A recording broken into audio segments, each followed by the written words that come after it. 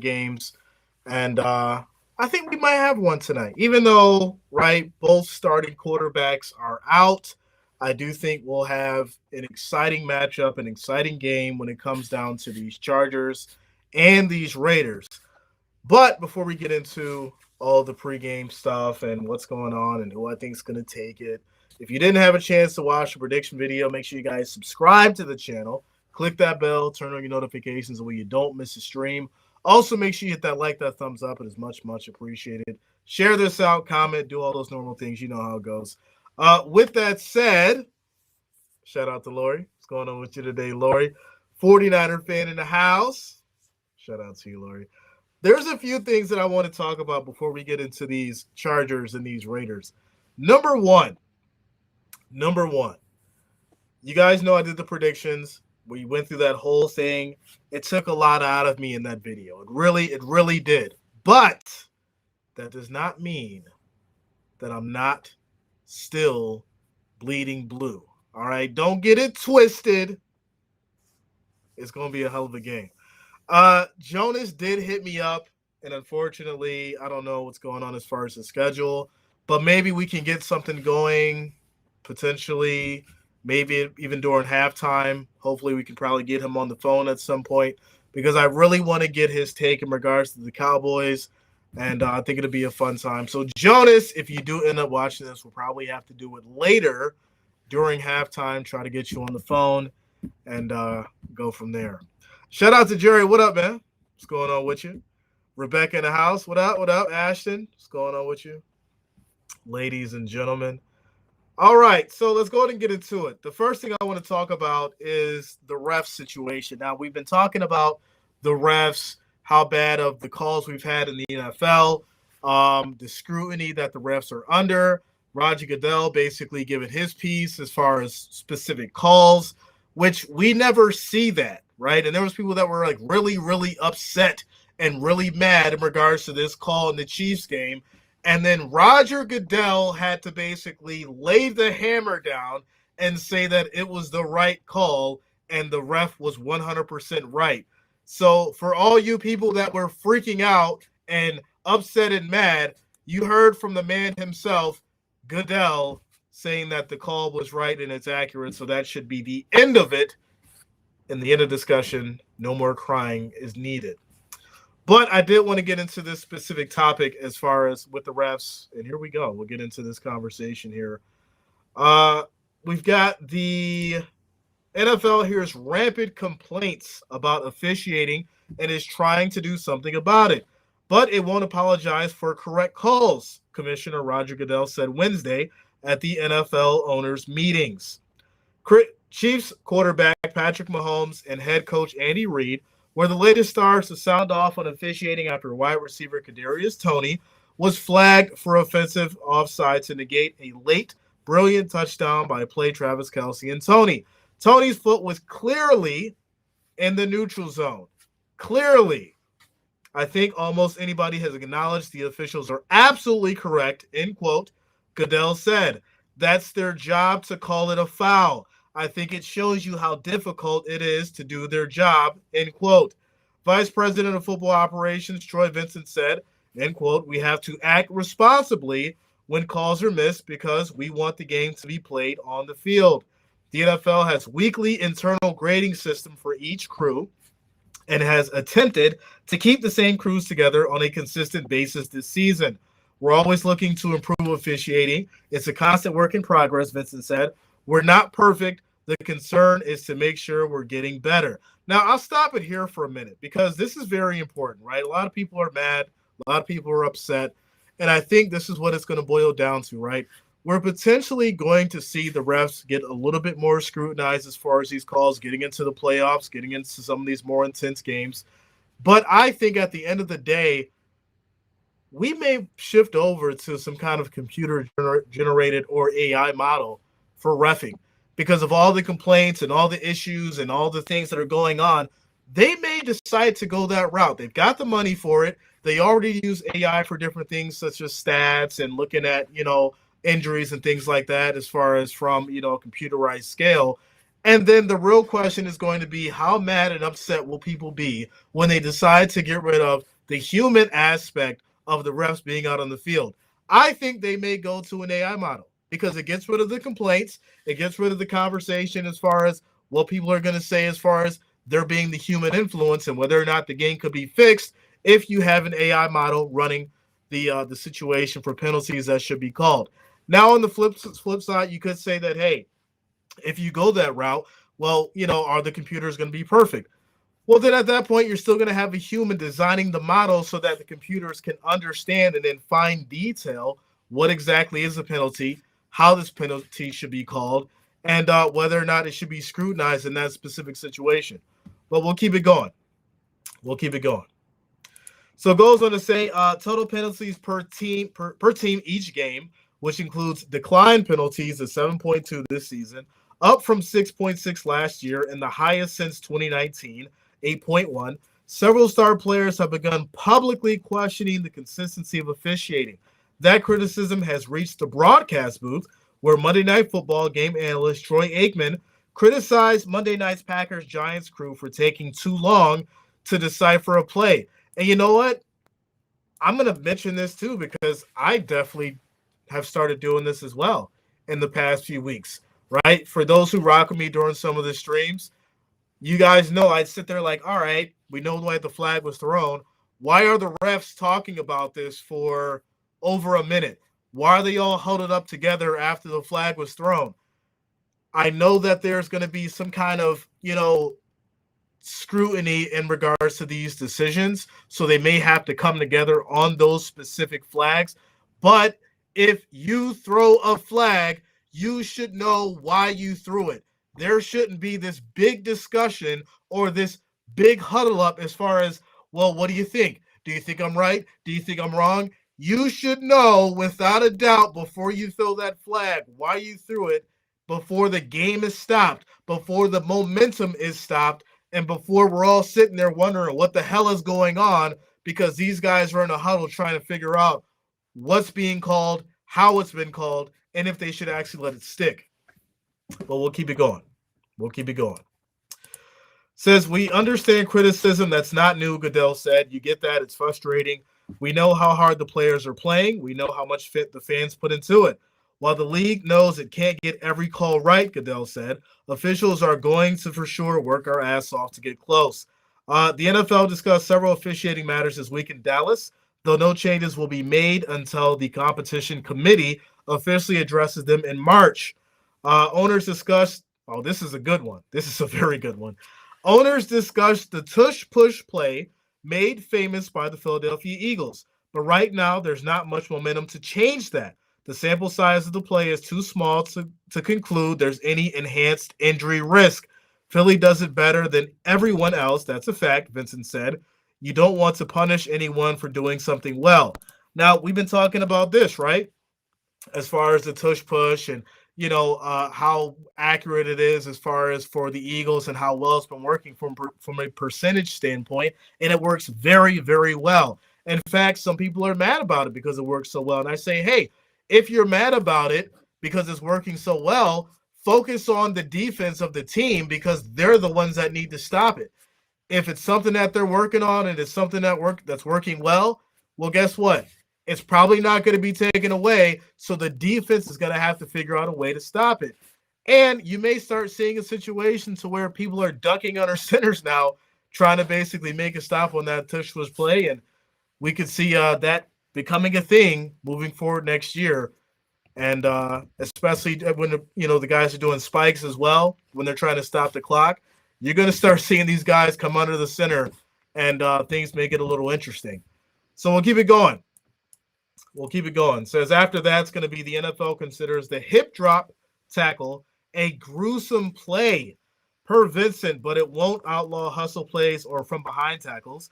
The chief concern is the grip rotate drop tactic that is increasing injury rate. Now, I don't like this because I feel like this is a standard tackle that we've seen over the years.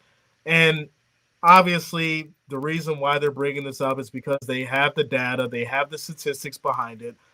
And I understand it, but at the same time, I just feel like this is going to lead to more flags that we don't need. I think it's going to lead to more penalties that we don't need and just become a nightmare on the field. But let's keep going.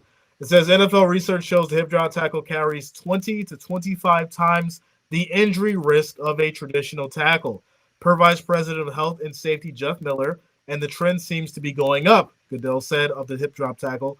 I think we should work to get that out of the game. Vincent then goes on to call the one-year kickoff touchback experiment a dead and ceremonial play that reduces injury, but it isn't a long-term fix. The league has asked the competition committee to discover alternatives. What we can't do is stay where we are, Vincent said. Last but not least, the NFL is discussing the merits of a fumble through their end zone, resulting in a touchback for the defense. Packers president Mark Murphy called the rule too punitive. Changes to the current rule could come in the offseason. So there you go. There's your updates as far as with the ref situation and as far as what's going on when it comes to the potential changes that we may have getting into next season. Now, listen, you can have your gripes. You can, argue about it. I guess they're trying to make changes for the better. We'll obviously see how this happens next year.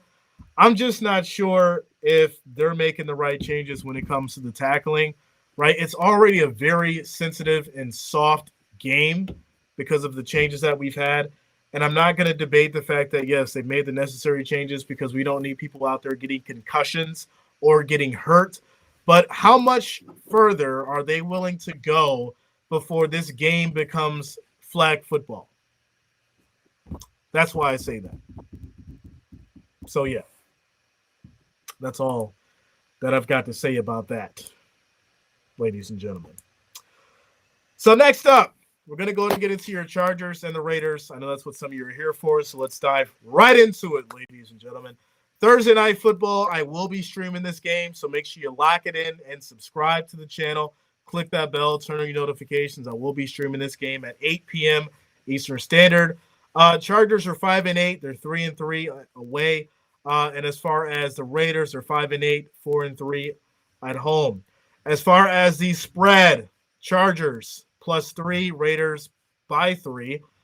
Favorite at home. Your over/under is 34.5. +140 on the money line for the Chargers, -165 on the money line for the Raiders. Getting into the matchup predictor, you got 57.1% for the Chargers, 42.6% for the Raiders. Obviously, Herbert is out. He's having he had the surgery on his finger. So we're going to see Easton Stick come in, who we haven't really seen too much of. This will basically be the first game that he's starting in, and we'll have to see what he's capable of doing, right? He played great for North Dakota, and, he was a star out there, and whether or not that's going to translate to the field, we'll see. I think he's had time to watch Herbert on the bench, understand the game, get acclimated with it. But he is a little on the older side. So we'll see if all that time that he spent developing and sitting on that bench has paid off. On the flip side, you've got, Aiden O'Connell. He's had his bright spots, right? He's had his moments, but he's still developing and trying to work with this team that desperately needs help and desperately needs change. So obviously we're going to see Eckler out there. We're going to see Jacobs potentially, Allen, Adams.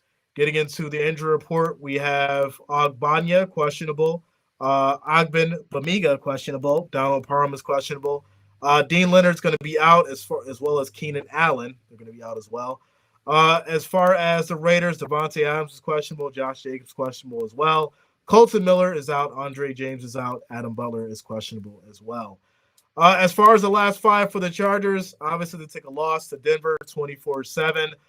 They beat the Patriots 6-0, lost to Baltimore 20-10, lost to Green Bay 23-20, and then lost to the Lions 41-38.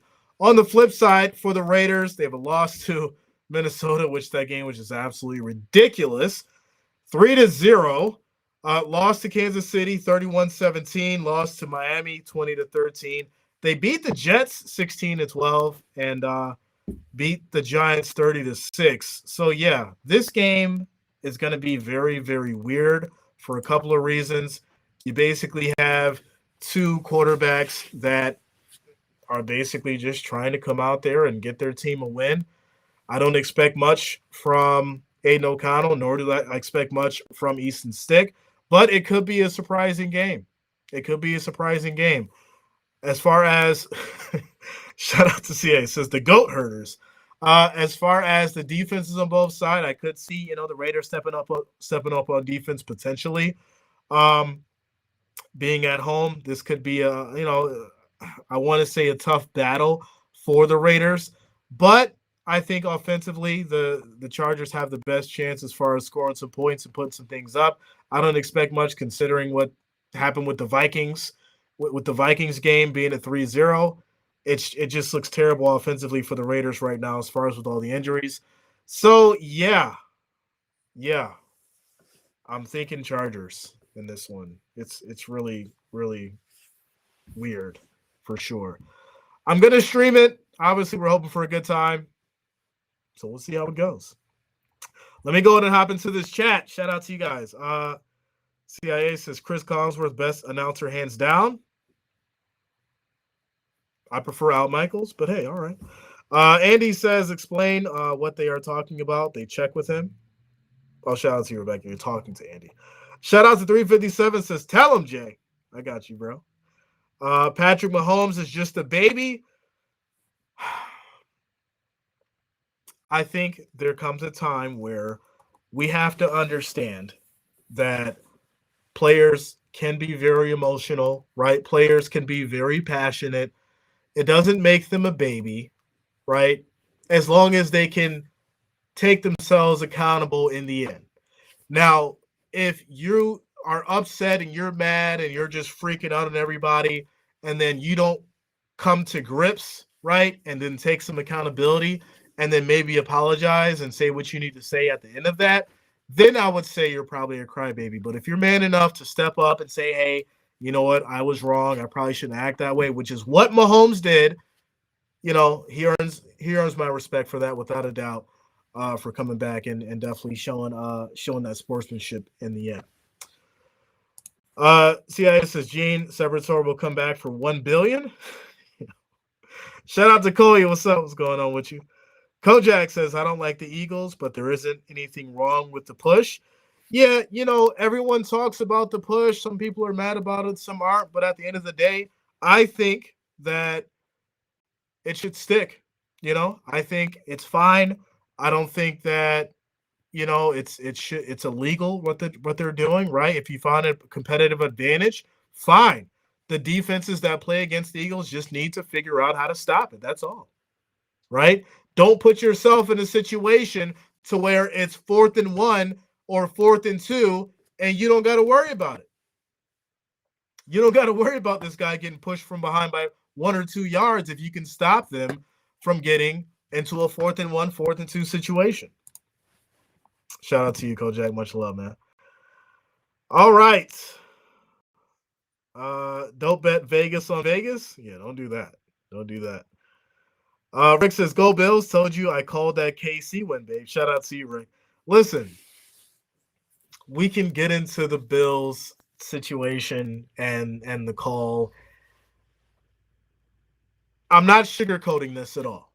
I'm not going to do it because if I did, it wouldn't be me.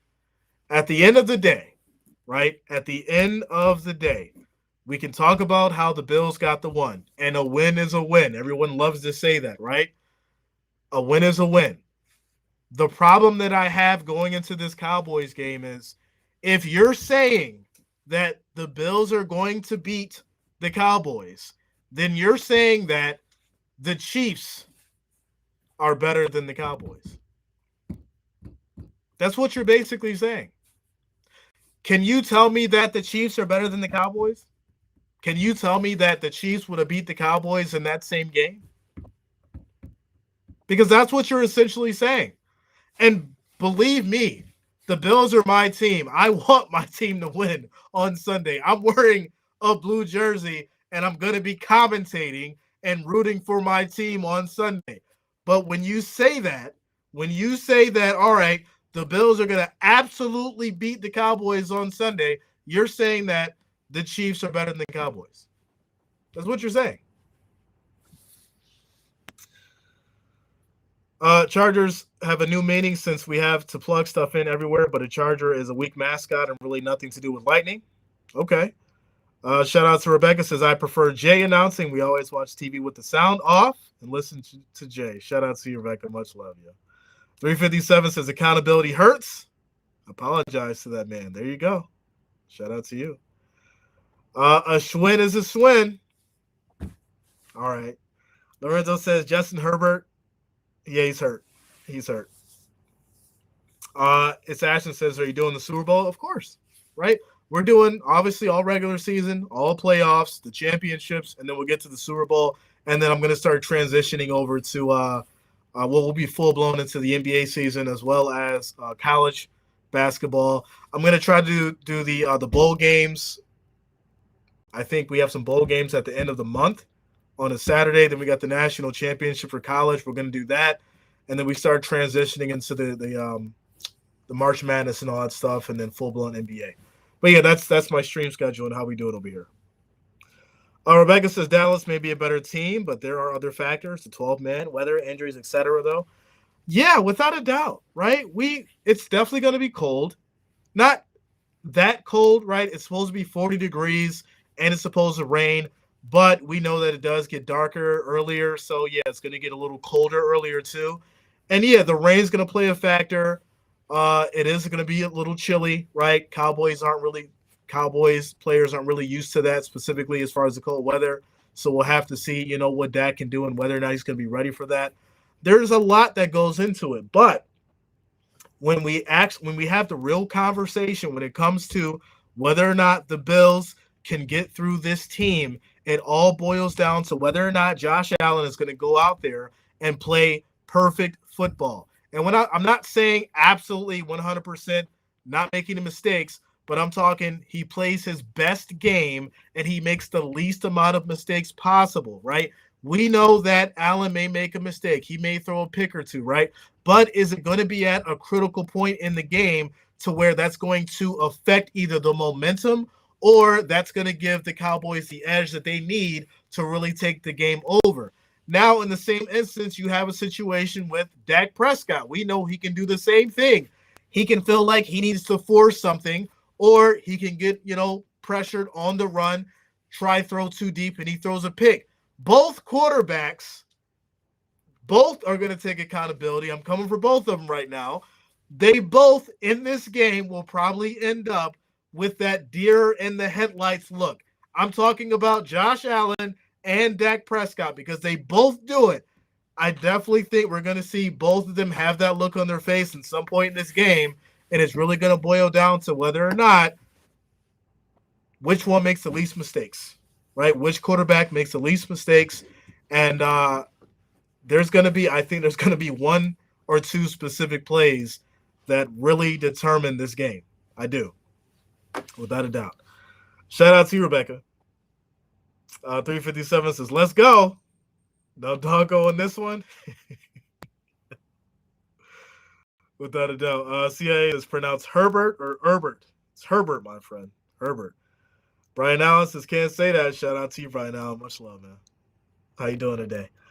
Jerry says a great team will manage to get through all that. Without a doubt. Without a doubt, right? A great team will manage to get through all the adversities and all the trials. And, a lot of people like to just talk about the playing. We can get into, CeeDee Lamb. We can get into Stephon Diggs. CeeDee Lamb is having a hell of a year. The last game, as far as with the Chiefs, Stephon Diggs really didn't do much. But I've been saying this all year. As far as with the Bills' offense, we have a better chance of winning the game when the Bills spread out the ball, when you're getting Shakir involved, when you're getting Kincaid involved, when you're passing to Knox, when you're throwing out to, Stephon Diggs a couple times. When you focus on Stephon Diggs, and we've seen this, when the Bills have focused on Diggs, they've lost. When they've spread that ball around, it's been much closer of a game, and they've came out with the win. So that's something to pay attention to. Now, there's also been talks and discussions as far as whether or not Gabe Davis is going to show up in this game. I would love to see Gabe Davis step up in this game and show up. But is Joe Brady going to include him in the game plan? I'm not sure. Like I said, we normally see Gabe step up in the playoffs. We know him as playoff Gabe.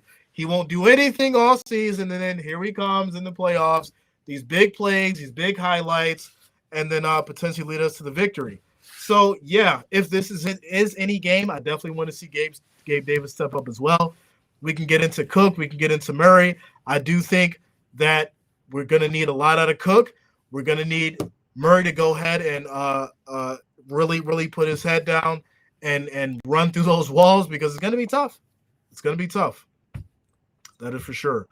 It says defense will be the decisive factor. McDermott is on the hot seat again. Let me take a sip of this water before I get into McDermott.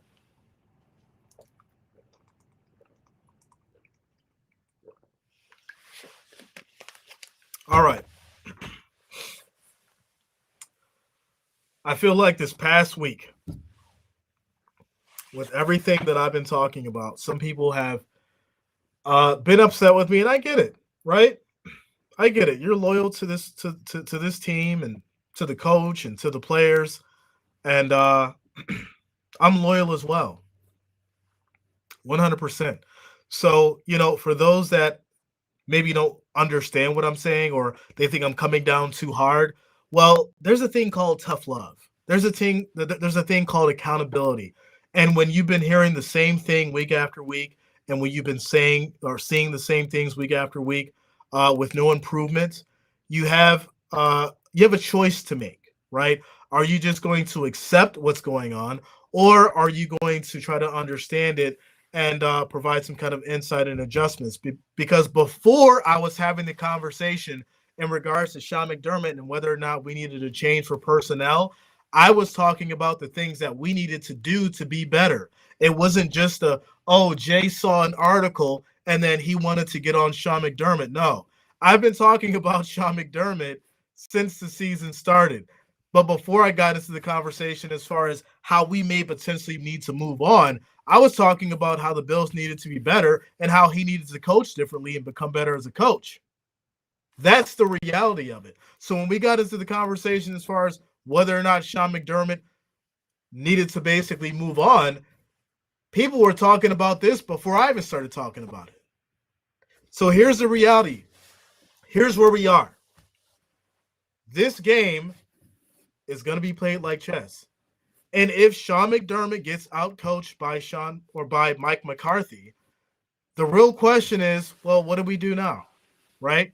We understand that each game left is leading to playoff implications. We need other stuff to happen from other teams, but it would be nice to win out. That way we don't have to worry about it. This game is going to revolve around a great offense, a great defense, and a hell of a coaching system. That's a fact.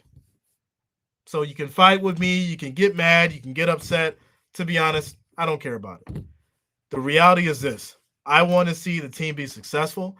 I want to see the team win. And guess what? At the end of the season, I would love to see Sean McDermott holding that trophy. I would love to see it. But if he can't get the job done and we don't see it, we need to have a conversation as far as who can. And that's my point. Hisva says, Jay, when you starting NBA? So I did want to talk about Draymond because that's like the hot topic right now. And then obviously, start getting into some streams. I'm thinking maybe next week. I'll probably try to do a game or two midweek. But yeah, we'll figure it out. Brian says you're driving home from work, listening to the stream. Shout out to you, Brian. Much love, man. Let's go. Says we won a Super Bowl, not new friends. There you go. So with that said, ladies and gentlemen, big shout out to you guys for rocking with your boy Jay. Like I said, I'll be streaming later on tonight, Thursday Night Football. Make sure you guys lock it in. Drop your comments below, hit that like, that subscribe, and I will see you guys tonight. Have a good day. Peace out.